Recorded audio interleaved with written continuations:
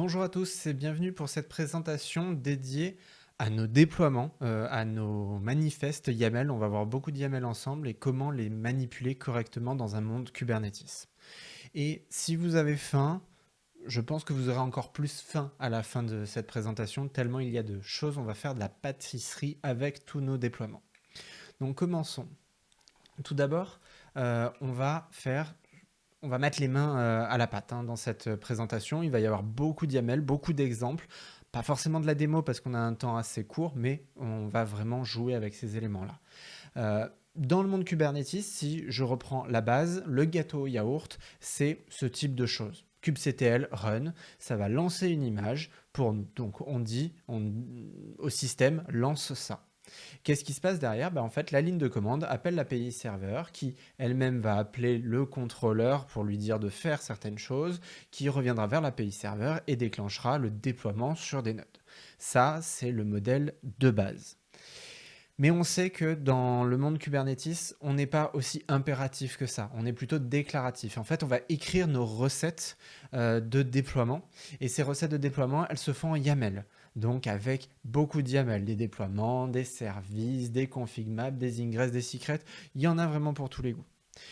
Et quand on va gérer de la production, des vrais environnements, on va généralement pas les déployer nous-mêmes depuis notre poste. On va faire ça à des systèmes orientés GitOps. Soit en push, donc ça veut dire par exemple ma CI, à chaque fois que je vais committer dans mon repository, va faire des checks pour vérifier que tout fonctionne bien et ensuite va déployer les éléments, ou bien en pool, ce qui fait que vous allez avoir un opérateur du Flux, du Argo dans votre cluster qui va venir tirer les YAML et les déployer dans votre cluster. Dans ces deux cas, la source de vérité est votre repository Git, ce qui est très pratique en termes de versionning. Mais on sait que nos applications, on n'a rarement qu'une seule version de nos apps. On en a pour du debug local, pour du dev, on en a pour de la prod, pour des tests end-to-end, pour de l'intégration, pour de la qualif, pour des démos. On a plein de versions de nos applications. Et sur chacun, il va y avoir plein de choses qui vont changer à différents niveaux. Donc, on va voir par exemple le namespace. Si vous déployez votre application en fonction de où vous la déployez, les namespaces, les labels, les annotations, celles-ci, elles vont pouvoir évoluer tout au long du projet. Les registres, les images, les tags, déployer une nouvelle version, forcément. Les configs, les commandes, votre appli évolue, vous rajoutez des choses. Voire même les ressources. Je ne vais pas allouer les mêmes quantités de ressources en prod que sur mon poste de développement. En tout cas, j'espère pour vous. Et il y a des customisations qui vont même être du mode one-shot, qui vont être juste pour adapter à un environnement. Par exemple, le mode de rolling update que vous allez utiliser, peut-être différent en dev et en prod. Des probes différentes en fonction des contextes, avec des paramètres un peu plus fins, en fonction aussi des ressources. Et il y a des changements qui vont se faire en fonction du contexte où va tourner votre application. Par exemple, si vous êtes sur un système type Google Cloud, vous allez activer un format de logging différent que ce que vous avez en dev. Mettre de la sécurisation aussi différente avec des airbags qui généralement ne seront pas le jeu de ceux qui déploient, mais le jeu de ceux qui gèrent le cluster. Des tains pour avoir accès à du GPU, à des CPU particuliers. Vraiment beaucoup de choses. Et tout ça, en fait, ça va nous amener un challenge qui est intéressant, c'est comment faire pour modifier et gérer nos déploiements tout en profitant d'une logique de don't repeat yourself. La première solution, la plus basique au monde, je vous mets à disposition des manifestes, on va juste fork dans un repo Git, on va forker le repo et on va faire nos modifications. Ça marche, mais c'est super chiant quand l'upstream va changer des choses dans les YAML, vous allez être obligé d'avoir des conflits au niveau Git. Une autre solution, c'est du fork and patch. Ça veut dire que par exemple, vous allez peut-être utiliser des submodules Git et ensuite de l'outillage qui va dériver ces YAML de départ dans les YAML, le format des YAML d'arrivée que vous souhaitez, en ajoutant certaines choses. Ça peut marcher. C'est très bien, c'est une très bonne idée. Mais le problème, c'est que vous allez pouvoir faire tout et n'importe quoi parce que vous manipulez du YAML, pas du YAML de Kubernetes dans ce cas-là. Donc, peut-être des erreurs dans vos éléments. Et une autre solution, c'est la paramétrisation, avec plein de potards, de manières de choses, de régler dans tous les sens, tous les trucs dans un système de templating. Pour moi, c'est l'horreur. C'est la pire des choses à faire. Si on regarde par exemple un manifeste, un charts Helm de Nginx, on se retrouve avec des choses qui ressemblent à ça. Et désolé, mais si je dois connaître l'API version, les labels, app, charts, héritage, release, annotation, name, en fait, vaut mieux que j'apprenne directement comment créer mon manifeste YAML que utiliser le charts de Nginx qui, en fait, crée une DSL par-dessus qui est limite peut-être plus compliquée que la DSL de départ de Kubernetes. Donc ça, vraiment, pour moi, je déconseille. Et aujourd'hui, il existe énormément d'outils parce qu'il y avait un besoin, hein. Helm en est un, mais il y en a plein d'autres dans plein de langages. Je pense que vous pouvez trouver un outil qui gère ça dans chacun des langages que vous souhaitez, qui vont vous gérer ce genre de choses. Mais aujourd'hui, mon but et mon idée, c'est de vous présenter l'outil officiel. En fait, c'est l'outil qui a été fait et pensé par ceux qui développent Kubernetes. Donc, rien de mieux que ceux qui utilisent ce système et qui l'ont développé, et généralement un système qu'on apprécie, pour gérer aussi nos manifestes. Et cette solution, elle a la même philo que Kube.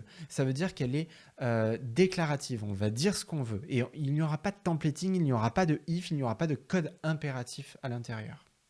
Donc tout d'abord, pour prendre un exemple, on va simplifier le truc que je vous ai montré avant en créant 4 fichiers back-end, database, front-end, file system, qui vont contenir les différentes ressources de mon déploiement.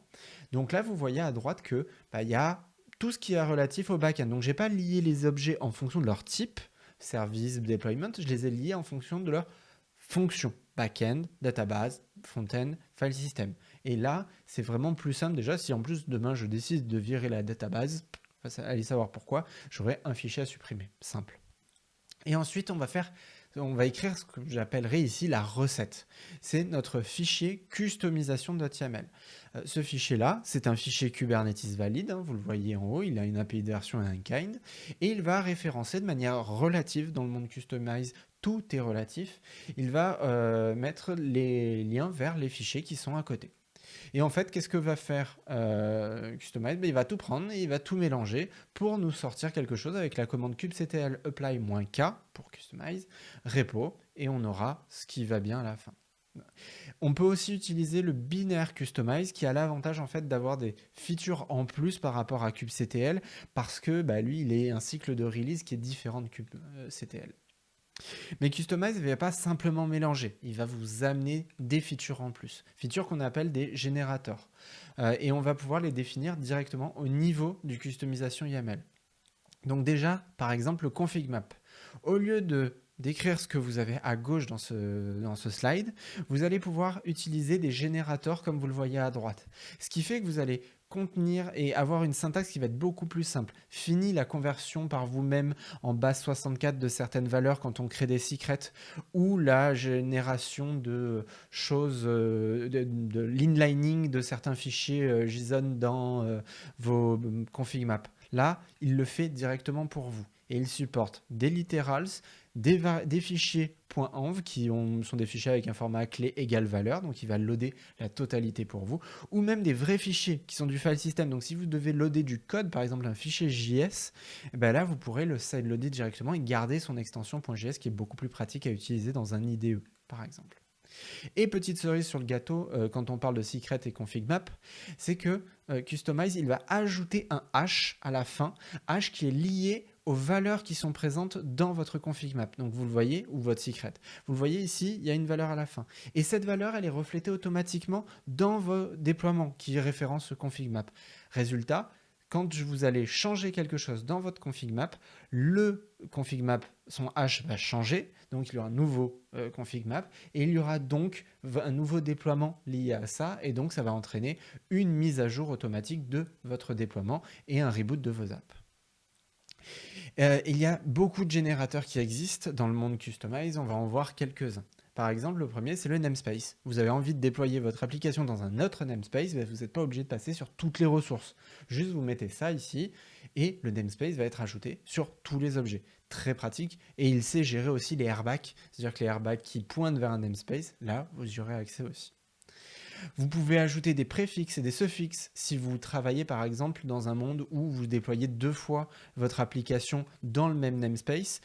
Par exemple pour une -v2, parce que vous avez envie d'avoir les 2 versions côte à côte. Ça, vous allez pouvoir le faire. Là, j'ai mis comme si on était plusieurs développeurs dans le même namespace. Donc très pratique d'avoir ce genre de choses. Les images pour moi, c'est quelque chose de super chiant à gérer quand on a plein d'applicatifs dans un dans notre manifeste parce que les images elles sont gérées à plein d'endroits différents. Là, vous allez pouvoir mettre au même endroit toutes les versions de toutes vos images. Donc en un coup d'œil, vous allez avoir accès à toutes ces informations-là. Et vous lancez votre commande, ça va changer directement à l'intérieur de vos manifestes les éléments. Et vous pouvez pointer vers un tag ou un digest. Donc c'est super pratique. Fini le parsing un peu aléatoire de vos images. Le nombre de réplicas, vous pouvez dire tous les trucs qui s'appellent backend, tu vas les scaler à 3. Il va le faire automatiquement. Et vous pouvez même, si vous le souhaitez et que vous dépendez de Helm Charts par exemple, vous pouvez même les embarquer. C'est-à-dire que vous allez pouvoir faire ce qu'on appelle l'inflating, prendre un Helm Chart et lui rajouter des valeurs, gérer ses valeurs avec son values YAML, mais derrière, y rajouter tout ce que je viens de vous montrer, par exemple la notion de namespace et autres, au niveau customize. Donc ça peut embarquer lors d'une migration l'ancien monde pour passer à customize alors qu'on avait du Helm avant. Mais là, ce qu'on vient de voir, c'est comment faire la même chose qu'avant. C'est-à-dire, on a des petits raccourcis d'écriture, mais moi, je veux faire des choses en plus. Je veux gérer mon multi-environnement. Ce qu'on va faire, c'est qu'on va ranger nos YAML déjà. On va les mettre dans ce qu'on appelle une base. C'est une convention, vous n'êtes pas obligé de la suivre, mais par contre, elle est très pratique et très souvent utilisée. Donc, ça va être ma base. Et en fait, ce que je vais faire, c'est que derrière, je vais créer des overlays qui vont être mes différents environnements, peu importe ce que vous voulez, hein, ça peut être des environnements techniques, fonctionnels ou quoi que ce soit. Là, c'est dev et prod. Et dedans, je vais mettre des customisations. Dans le premier, j'ai juste mis le strict nécessaire et minimum. Donc, j'ai un config map qui est une valeur commune à tous les éléments. Donc, c'est ma base. Et ensuite, dans mon customisation YAML de dev, j'ai une valeur avec le nom du user de dev pour la BDD, par exemple, et son password. Ne stockez pas les passwords dans la DB, hein. C'est dans Git, c'est une mauvaise chose. Et là, vous voyez bien que je peux faire la même chose et je vais hériter avec le point slash base, je vais hériter de ma base pour la prod aussi et avoir d'autres informations, pour avoir des infos différentes en prod et en dev forcément. Et vous pouvez même avoir une base qui est distante, ce qui fait que derrière, vous allez pouvoir pointer sur un repo Git avec un numéro de version, un tag et ce genre de choses. Mais là, on a vu comment ajouter des choses, mais si je veux modifier quelque chose qui existe, dans le monde Customize, c'est ce qu'on appelle un patch. Alors, il y a plusieurs niveaux de patch. Celui-ci, c'est un patch stratégique merge. En fait, là, vous le voyez à droite, vous avez un déploiement, mais il n'est pas complet. Ce n'est pas un fichier YAML valide au sens Kubernetes. C'est juste, en fait, une surcouche que l'on va appliquer et en le référençant au niveau du customisation. Et le système, vous le voyez, il va s'appliquer sur le déploiement qui se nomme backend.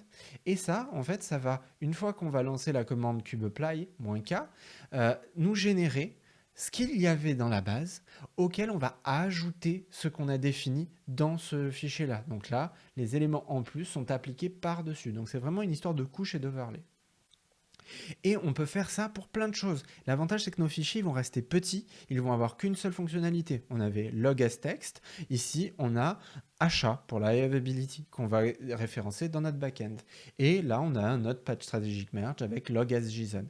Et derrière, je vais pouvoir faire un kubeapply de tout ça et ça va me mettre à la fois mon log format JSON et aussi mes paramètres pour la high availability pour mon application pour que mes applis elles tournent sur des nodes différentes, dans des régions différentes. Là, on a rajouté des choses dans des YAML qui existaient déjà. Si je veux remplacer des choses dans un YAML qui existe déjà, là, c'est ce qu'on appelle des patchs au format JSON patch. Donc, on va écrire un petit fichier. C'est une spec, hein, c'est une spec très officielle. On va dire, je vais faire une opération de type replace. Sur le pass, vous donnez le JSON pass qui va bien et vous allez mettre la nouvelle valeur. Et derrière, vous allez référencer ça dans votre customisation YAML en disant ce fichier de patch, tu vas l'appliquer sur ce qui est un network V1 ingress de nom front-end. Si on lance notre kubectl apply, à la fin, on a notre host qui a bien été changé dans notre ingress. Et vous voyez que cette notion d'héritage, elle peut être très pratique, mais elle peut être encore poussée plus loin en faisant du multi-héritage. Perso, j'ai géré un projet en production qui avait potentiellement plein d'environnements de déploiement, que ce soit sur du multi-cloud, mais que ce soit aussi sur du on-prem avec du multi-technologie on-prem, de l'OpenShift, du Rancher, plein de choses. Ben, on va pouvoir gérer ça au niveau du même repo avec plein de choses en commun. Alors si je déplie tout, hein, vous voyez que ça peut être vite le bordel. Mais l'idée, c'est de se dire que les points communs entre les plateformes, on va les mettre dans les nœuds communs aux plateformes. Donc ici, on est dans Overlays Google Cloud. La base de Google Cloud, c'est de sortir un format de log au format Google Cloud. Et donc ça, je vais le référencer dans la base qui se trouve dans le dossier Google Cloud, qui lui-même hérite de la base globale. Et donc, comme ça, tous ceux qui vont hériter de la base Google Cloud, donc mon int sur Google Cloud, lui aura les éléments de tout à l'heure. Vous voyez, c'est le même fichier que tout à l'heure, c'est juste que j'hérite d'une base différente et je vais avoir quelque chose qui me permettra de déployer en fonction de mon environnement très facilement. Mais par contre, on sait que cette solution, elle a des limites. Elle a des limites parce que si on a deux comportements qu'on veut communs à deux choses, il faut qu'ils soient sous la même branche. Et donc là, par exemple, dans notre cas, on déployait en fonction des environnements, on n'avait pas forcément un LDAP. Et ben, ce LDAP, si on voulait le mettre commun sur, par exemple, du on-prem X, sur le site A et sur le site C, il fallait que ce soit sur le on-prem global. Le problème, c'est que peut-être que le site B n'en a pas besoin. Et dans Customize, il y a la notion de feature et qu'on va appeler des components. En fait, c'est des trucs, c'est un petit peu les fonctionnements à tiroir. On va prendre ce dont on a besoin. Et on va pouvoir créer un component. Donc là, vous voyez que le kind est différent. Et ce component, il va prendre et amener différentes choses, des ressources, des pages stratégiques merge, plein de choses. Et en fait, qui vont nous permettre de dire, si je suis un utilisateur, donc ce composant, il est dans notre base globale, mais personne ne le référence, naturellement. C'est-à-dire que c'est pas parce qu'il est dans la base globale que tout le monde va le récupérer. Ça veut juste dire que tout le monde peut le récupérer. Et le récupérer, ça veut dire juste écrire components, point. Alors là, vous voyez, hein, l'écriture relative, là, des fois, c'est limite. Mais on va dire, je veux le composant OpenLDAP à l'intérieur de ce déploiement du site A et du site C. Et derrière, ça va me permettre d'avoir accès à certaines choses pour mon environnement spécifique et qui derrière sera applicable et partageable. Encore une fois, on évite de se répéter en partageant du comportement commun. Et dans le monde Customize, on peut aussi créer nos propres générateurs ou transformers. Vous pouvez le faire de deux manières différentes, soit avec du Go, en codant et en compilant votre code, soit avec de la ligne de commande qui pourrait s'exécuter en bash, ou avec un langage que vous voulez, un binaire que vous lancerez. Et donc ça, on peut le faire de deux manières différentes, soit avec un générateur. Le générateur, en fait, il va lire des choses sur votre file system. Donc là, vous voyez, j'ai créé, vous avez le fichier à gauche, j'ai créé un type de Kubernetes particulier, K8s bakery comme V1 subsecret. Je vais le loader. Ce truc-là, votre code va le recevoir, va le convertir et va sortir le secret qui est à droite. Et on peut utiliser les transformers qui sont, eux, quelque chose, on peut les assimiler à des pipes en shell. Ça veut dire que il va recevoir tout ce que Customize a généré jusqu'à cette étape et vous devez, ce transformer, il doit reforwarder en effectuant des transformations sur certains trucs. Donc en fait, vous allez parser la totalité pour la renvoyer à l'étape suivante. Donc voilà, dans le temps qui était imparti, c'est tout ce que je pouvais vous présenter pour vous aider à utiliser de la meilleure des manières le système de gestion de vos déploiements dans le monde Kubernetes et c'est le système officiel. J'espère que ça vous a plu et que vous pourrez créer les meilleurs manifestes possibles pour vos environnements. Merci à vous. Donc, je suis Kevin, Google Developer Expert en Google Cloud et Kotlin et fan d'automatisation et participant au GitLab Heroes programme. J'espère que ça vous a plu encore une fois. Merci. Si vous avez des questions, je suis tout oui.